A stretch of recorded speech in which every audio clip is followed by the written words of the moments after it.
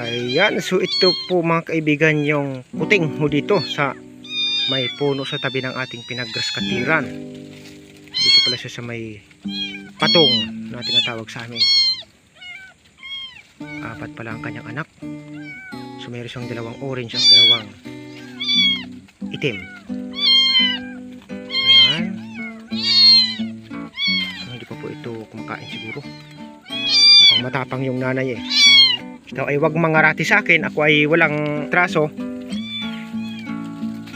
Alagaan mo yung anak mo ay mamaya madali ka dito ng sawa.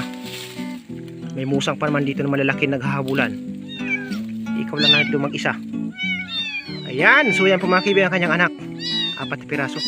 Para siyang ano para siyang musang Ayan, siya. Uy. Ayan, so kinukuha na ng nanay niya mga kaibigan.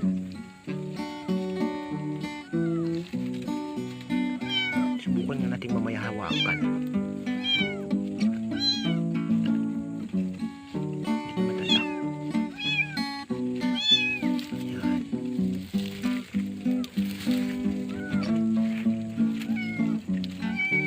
Pusa. Hawakan nga natin kuting. Ayan. Tingnan natin. Ayun. Ay, naku po, pusa.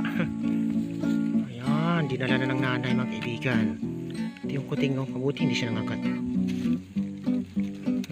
Anak ko po. Ay, naku po.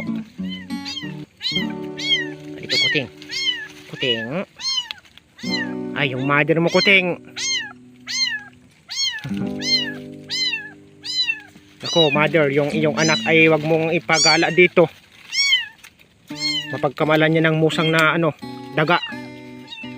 Ayan, so yan na po mga kaibigan. Baya lang po natin dito ang mga kuting na ito at saka yung inahin na pusa na akyat naman ho dito sa taas para kumain. So thank you so much po sa inyong lahat mga kaibigan.